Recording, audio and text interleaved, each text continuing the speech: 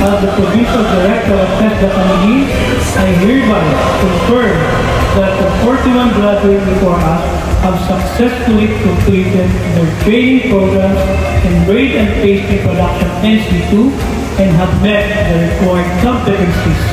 They have demonstrated their skills and knowledge and are now ready to embark on their chosen careers.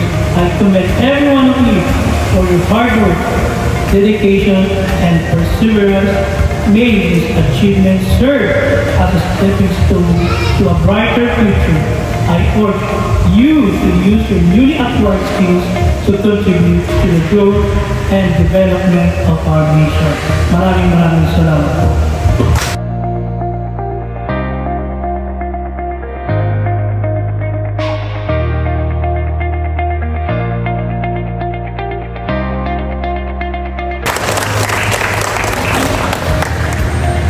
Please sit down na po. Lapit ko lang po para makita rin natin ang ating mga guests from our industry partners. So, first, good afternoon ulit sa inyong lahat. Parang mahina sa ating mga diba, pag-graduate na kayo, dapat malakas. Good afternoon! Yan, salamat po sa inyo. First, I would like to acknowledge the presence of the administrator, Provincial Training Center of Camiguin. So, Ms. Alma Dumoserma, and also the staff of PTC Camiguin. Ito'y pagbibigay inspirasyon sa inyo na umpisa pa lang ito ng hamon ng buhay sa inyong mga sarili. Gamitin po ninyo kung ano ang natutunan nyo sa TESDA, ang itinuro ng ating mga instructors, teachers, noong tayo ay nagsasanay sa loob ng Provincial Training Center. Marami akong nai-encounter ngayon na gawain at trabaho ko bilang Provincial Director na nanggaling doon sa natutunan ko sa 2 years na aking pag-aaral sa vocational course. So, wala man po ang aming Regional Director dito na si Regional Director Rafael Abrogar ay nandito po ang diwa niya. Nandito po dahil ang kanyang dedikasyon sa ating rehiyon, ang kanyang dedikasyon dito sa Camiguin ay laging nandyan, laging nakaagapay sa amin.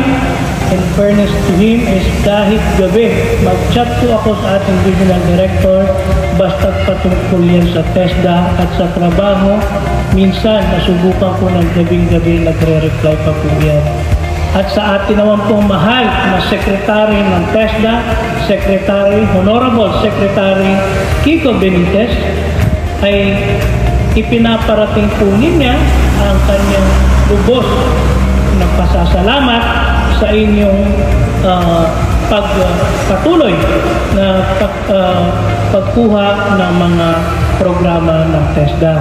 So ang ating Honorable Secretary Kiko Benitez ay may mga maraming programa na bago dito sa TESDA na pwedeng kasama ang Camiguin na ma-avail natin yan.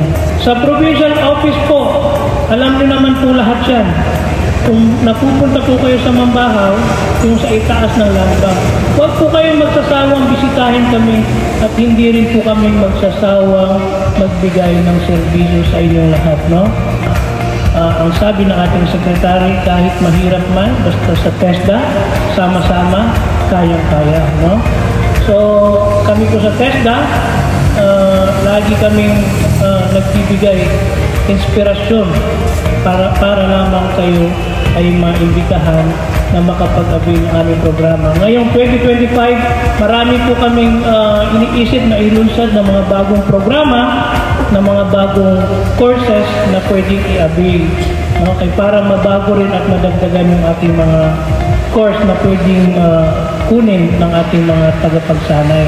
Etong araw na ito ay tagumpayan natin lahat at ang pinakamalaking tagumpay ay nasa sa inyo dahil ang pagtatapos nyo ngayong araw or ang graduation nyo ngayong araw ay dadalhin nyo ito hanggang saan man ang inyong maaabot sa buhay.